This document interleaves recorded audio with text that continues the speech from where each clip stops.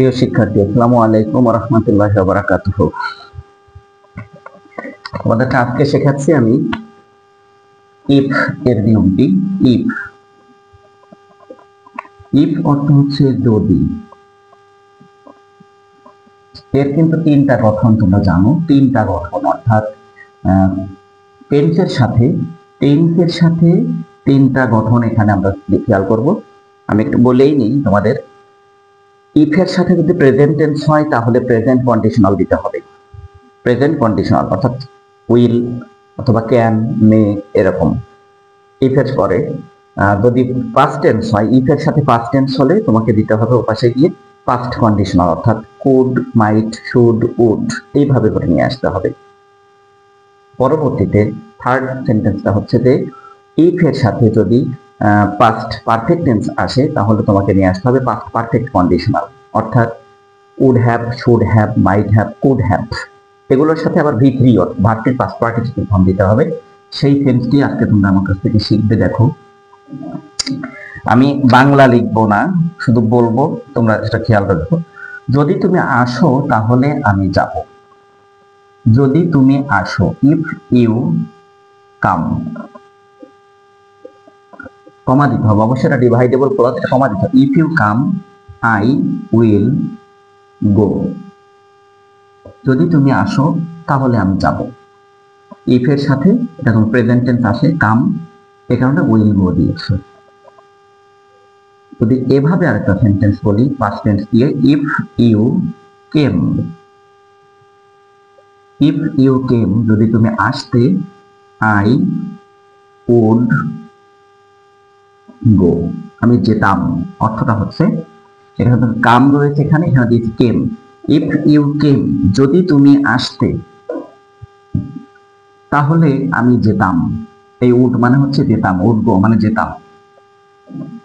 Number C খেয়াল করো, if you had come, first perfect টেন্সে বললাম এটা। তাহলে তোমার কি করতে হবে এখানে, আই উড হ্যাভ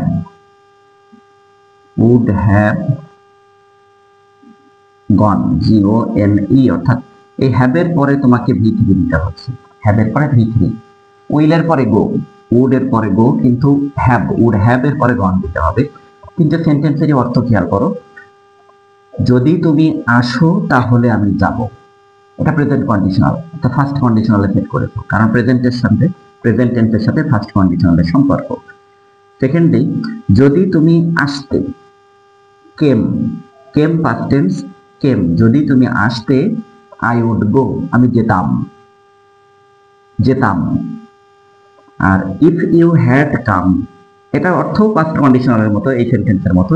যদি তুমি আসতে, যেহেতু এখানে হ্যাড কাম রয়েছে পাস্ট পারফেক্ট টেন্স, তাই তোমাকে এখানে পাস্ট পারফেক্ট কন্ডিশনালে করতে হয়েছে, উড হ্যাভ গন। যদি তুমি আসতে তাহলে আমি যেতাম। আর এই কমাটা বাধ্যতামূলক, এই কমাটা তোমাকে দিতেই হবে। ডিভাইডেবল ক্লজ, কমাটা দিয়ে দুটো সেপারেট করতে হবে। ইফ ক্লজে, ইফ অংশে অবশ্যই একটা কমা দিতে হয়, সেটা মনে রাখতে হবে। পরে আরেকটা সেন্টেন্স আমি যাব, খেয়াল করো, খুব মনোযোগী হতে হবে, কারণ কমপ্লিটিং সেন্টেন্স একটু পরে গিয়েই আমরা সেটিং এ চলে আসবো। যদি বৃষ্টি হয় তাহলে আমরা খেলবো না, নেগেটিভ সেন্স। যদি বৃষ্টি হয়, ইফ ইট রেইনস, দেখো এটা প্রেজেন্ট টেন্স, রেইনস বললাম। ইফ ইট রেইনস, তাহলে আমরা খেলবো না, উই উইল নট প্লে। আমি ছোট ছোট সেন্টেন্স লিখবো বোঝানোর স্বার্থে, তোমাদের বোঝানোর সহজ অর্থ যেন বেশি লিখতে না হয় আমার, শুধু বোঝাবো, বুঝে তারপর তোমরা সেট করে রাখতে পারবে নিজেরা। দেখো, ইফ ইট রেইনস, যদি বৃষ্টি হয় তাহলে আমরা যাব না। আমি এটার পাস্ট টেন্স করে ফেলি, দেখো, if it rained, past form, rains এর পাস্ট ফর্ম রেইন। যদি বৃষ্টি হতো তাহলে, কমা মানে তাহলে, we would not go, we would not go, we would not play দিই আমরা খেলতাম না। যদি বৃষ্টি হতো আমরা খেলতাম না। ইফ ইট রেইনস, যদি বৃষ্টি হতো আমরা খেলতাম না। এটা অর্থ হচ্ছে যদি বৃষ্টি হয় আমরা খেলবো না, যদি বৃষ্টি হতো রেইনড পাস্ট টেন্স, তাই তোমার উড দিয়েছো। পরক্ষণে দেখো, যদি পাস্ট পারফেক্ট টেন্সে সেট করতে চাও এটা, ইফ ইট হ্যাড রেইনড, যদি বৃষ্টি হতো, তাহলে কি হতো? উই, একই কথা, we would have not played, we would have not played. ভালো করে খেয়াল করো, এখানে ছিল রেইনড, তাই তুমি উড দিয়েছো। এখানে ছিল হ্যাড রেইনড, তাই তুমি উড হ্যাভ নট এভাবে দিয়েছো। উড হ্যাভ, আবার হ্যাভের কারণে তুমি এখানে ভিতরে প্লেড দিয়েছো। এটা কিন্তু প্লেড হবে না, এটা উডের পরে মোডালের পর প্রেজেন্ট হবে, কিন্তু এখানে হ্যাভের পরে হ্যাভ বিশিষ্ট বাক্যে তোমাকে ফার্স্ট পার্টিসিপেল ফর্ম দিতে হবে। অর্থ খেয়াল করো, যদি বৃষ্টি হয় আমরা খেলবো না, যদি বৃষ্টি হতো আমরা খেলতাম না, যদি বৃষ্টি হতো তাহলেও আমরা খেলতাম না। অর্থাৎ টেন্সের সাথে কন্ডিশনারের অর্থের একটা চেঞ্জ হয়, এটা খেয়াল রাখো। পরক্ষণে আমি আরো একটা সেন্টেন্স বোঝাবো, তারপর কমপ্লিটিং সেন্টেন্সে যাব। খুব ভালো করে খেয়াল করো, এটা মনে রাখার ব্যাপার, বোঝার ব্যাপার, যে যদি তুমি কম্পিউটার প্রোগ্রাম শেখো তাহলে একটি ভালো চাকরি পাবে। যদি তুমি কম্পিউটার প্রোগ্রাম শেখো, if you learn computer program,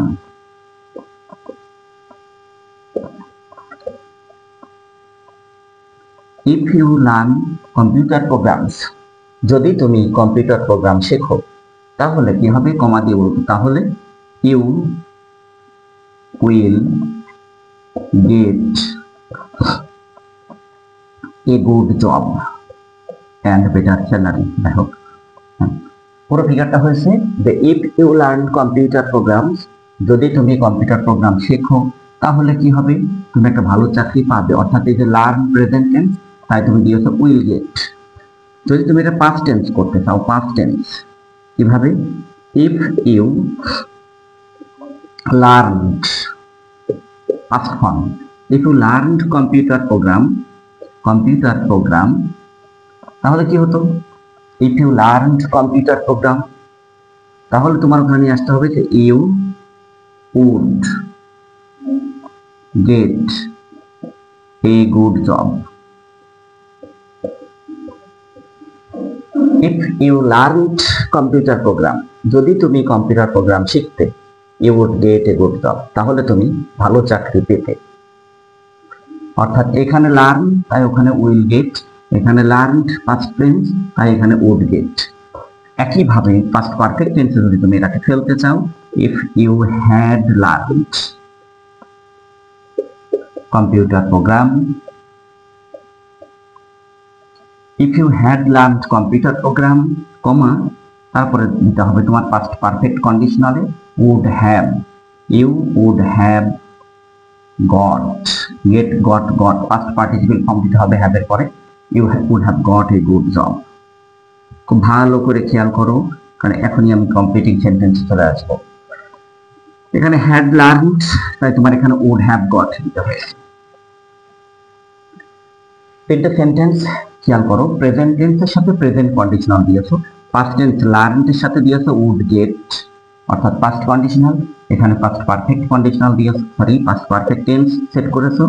if you had learned computer program, যদি তুমি কম্পিউটার প্রোগ্রাম শিখতে, had learn past perfect tense, তাই এখানে দিয়েছো would have got, you would have got a good job, তাহলে তুমি একটা ভালো চাকরি এবং ভালো বেতনের চাকরি তুমি পেতে। এভাবে করে তোমরা যদি আরো একটা সেন্টেন্স আমি আসি, দরকার হচ্ছে বেশি বেশি করে শেখা, এটা থাকেই থাকে, এবং এটা একটু দুর্বল ছাত্র যারা তোমরা, তারা একটু পরে বোঝো, অনেকগুলো করতে করতে পরে বোঝো, এই কারণে আমি আরো একটা সেন্টেন্স করাবো। আমরা যদি তাকে দাওয়াত করি তাহলে সে আসবে, যদি আমরা তাকে দাওয়াত করি তাহলে সে আসবে। If we invite him, if we invite him, তাহলে সে আসবে, হি উইল কাম। তাহলে সে আসবে। আমরা যদি দাওয়াত করি তাহলে সে আসবে। আমরা যদি তাকে দাওয়াত করতাম, অর্থাৎ ইফ উই ফার্স্ট ফর্ম দিই, invited him, if we invited him he would come. Invited দিয়েছি তাই would come. If we invited him he would come. এখানে শুধু ইনভাইট তাই উইল কাম। এখানে ইনভাইটেড দিয়েছে, যদি আমরা তাকে দাওয়াত করতাম তাহলে সে আসতো। এইটাকে যদি পাস্ট পারফেক্ট টেন্সে করতে চাও, if we had invited him, if we had invited him, comma দিতে হবে অবশ্যই, ডিভাইডেবল ক্লজ এটা বারবার বলছি। যদি আমরা তাকে দাওয়াত করতাম, he would have come, he would have come. অর্থাৎ এখানে হ্যাড ইনভাইটেড দিয়েছো তাই তুমি এখানে উড হ্যাভ কাম দিচ্ছ, কারণ কাম দিচ্ছ, কাম কেম কাম পাস্ট পার্টিসিপল ফর্ম কাম। পুরো খেয়াল করো, সেন্টেন্স তিনটাই খেয়াল করো, যে যদি আমরা তাকে দাওয়াত করি তাহলে সে আসবে, যদি আমরা তাকে দাওয়াত করতাম তাহলে সে আসতো, আর যদি আমরা তাকে দাওয়াত করতাম তাহলে সে আসতো। অর্থাৎ এই দুটো সেন্টেন্স, পাস্ট কন্ডিশনাল এবং পাস্ট পারফেক্ট কন্ডিশনাল সেন্স একই রকম বাংলা সেন্স। এখানে আরেকটু বলতে হবে আমার, সেটা হচ্ছে জিরো কন্ডিশনাল বলে আরেকটা ফর্ম আছে, জিরো কন্ডিশনাল। সেটা কিরকম একটা সেন্টেন্স মধ্যে লিখে বোঝাই। অর্থাৎ এদিকেও প্রেজেন্ট টেন্স, ইফের সাথেও প্রেজেন্ট টেন্স, ওই পাশে কমার পরে গিয়েও তোমাকে প্রেজেন্ট টেন্স সেট করতে হয়, একে বলে জিরো কন্ডিশনাল। সেটা কিভাবে কি দেখো, যে ইফ এনি নিউ কামার, if any newcomer comes, if any newcomer comes to our house, to our gate, comes in front of our gate, to our house is in, আচ্ছা ঠিক আছে, to our house, যদি কোনো নতুন আগন্তুক, নতুন কোনো ব্যক্তি, নিউ কামার কামস টু আওয়ার হাউস, নতুন কোনো ব্যক্তি আমাদের বাড়িতে আসে, তখন আমাদের কুকুরটা ঘেউ ঘেউ করে ওঠে। Our dog starts, starts to bark, bark, যে আমাদের কুকুরটা ঘেউ ঘেউ করতে শুরু করে। এখানেও তুমি কামস দিয়েছো, আবার এখানে দিচ্ছে স্টার্টস, অর্থাৎ প্রেজেন্ট টেন্সের সাথে প্রেজেন্ট টেন্সেরই একটা সেটআপ এখানে আসলো। যদি কোনো নতুন ব্যক্তি আমাদের বাড়িতে আসে, আমাদের দরজার সামনে আসে, আমাদের কলিং বেলটা চাপে, তাহলে কি হয়, যে আমাদের কুকুরটা ঘেউ ঘেউ করে ওঠে। অর্থাৎ এখানে কামস, আবার এখানে স্টার্টস, কামস আবার স্টার্টস।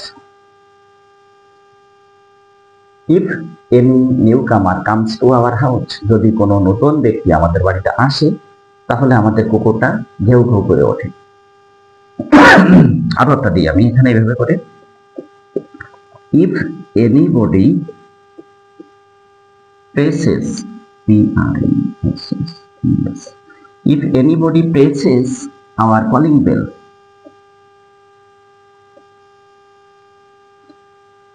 যদি কোনো ব্যক্তি আমাদের কলিং বেলটা চাপে, মাই younger sister,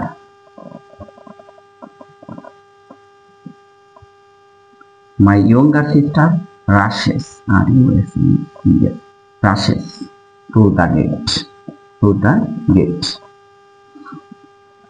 খেয়াল করো, এখানে রয়েছে প্রেসেস, চাপা, প্রেস মানে চাপ দেওয়া। যদি কোনো ব্যক্তি আমাদের কলিং বেলটায় চাপ দেয়, চাপে, তাহলে আমার ইয়ঙ্গার সিস্টার রাশেস, অর্থাৎ হন্তদন্ত হয়ে ছুটে চলে যায় খুলতে, গেট খোলার জন্য। সে গেট খুলতে খুব ব্যস্ত হয়ে পড়ে, যে কলিং বেল চেপেছে, কেউ এসছে, আমি যাই আগে। If anybody presses our calling bell, কেউ যদি আমাদের কলিং বেলটা চাপে, টেপে, my younger sister rushes to the gate, অর্থাৎ এই প্রেজেন্ট টেন্সের সাথে এখানেও প্রেজেন্টের একটা সম্পর্ক রাশেস, খেয়াল রাখতে হবে এটা। এটাকে জিরো কন্ডিশনাল বলে, জিরো কন্ডিশনাল,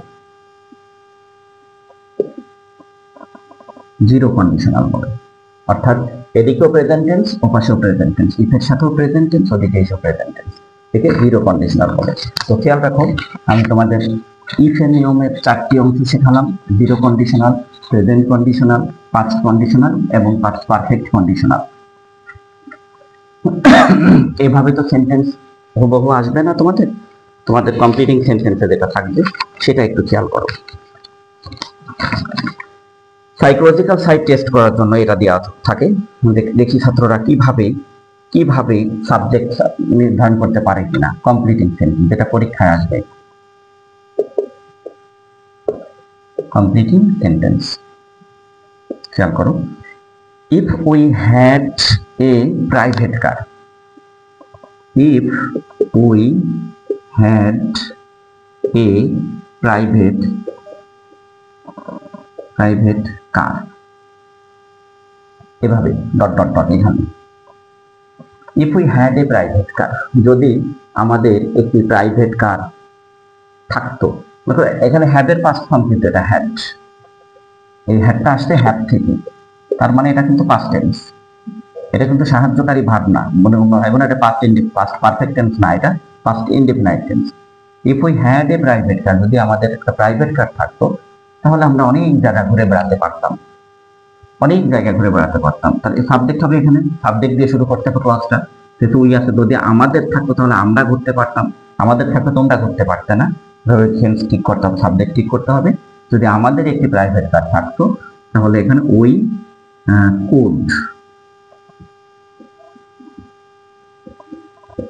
could visit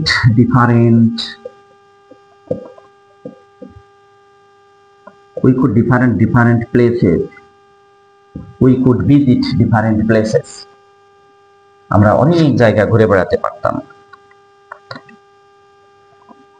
এরপরে আমি আরো একটা সেন্টেন্স দিই তোমাদের, যে আমি তোমাদের এবার 3টে সেন্টেন্স পর দিব।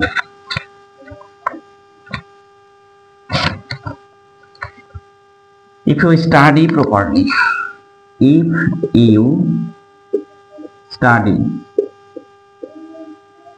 you study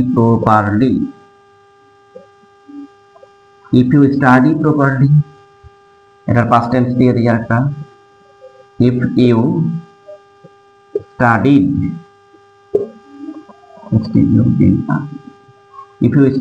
properly, যদি তুমি ঠিক মতো পড়াশোনা করতে। আর if you had studied properly, একই কথা, if you had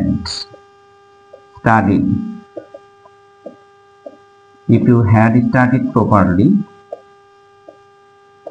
তাহলে বাকি হতো। এইটা সেন্টেন্স খেয়াল করো। if you study properly, যদি তুমি ঠিক মতো পড়াশোনা স্টাডি মানে পড়াশোনা করা, স্টাডিড করতে, যদি তুমি ঠিক মতো পড়াশোনা করো তাহলে তুমি এ প্লাস পাবে, এভাবে ধরে নাও। তাহলে you may get A plus, তাহলে তুমি এ প্লাস পাবে। এটা মে দিতে হবে, কারণ ঠিক মতো পড়াশোনা করলেই যে এ প্লাস পাওয়া যাবে এমনটা নয়, এ প্লাস নাও হতে পারে, এ গ্রেডও হতে পারে, বিধাতা যদি কপালে না লেখা না থাকে তোমার কোনো না কোনো ভাবে মিস হয়ে যেতে পারে। ইফ ইউ স্টাডি প্রপারলি, যদি তুমি ঠিক মতো পড়াশোনা করো তাহলে তুমি এ প্লাস পেতে পারো। আর ইফ ইউ স্টাডিড প্রপারলি, যদি তুমি ঠিক মতো পড়াশোনা করতে, ইউ মাইট দাও, মাইট সম্ভাবনা ক্ষেত্রে, you might get A plus, তুমি এ প্লাসটা পেতে পারতে।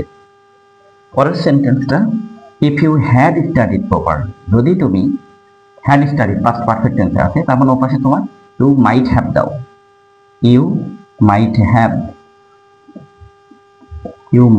হ্যাভ, আবার গট দিতে হবে, পাস্ট পার্টিসিপল ফর্ম দিতে হচ্ছে এটা, কারণ হ্যাভ দিচ্ছ তুমি এই সেন্টেন্সে। You might have got A plus, তুমি এ প্লাস পেতে পারতে।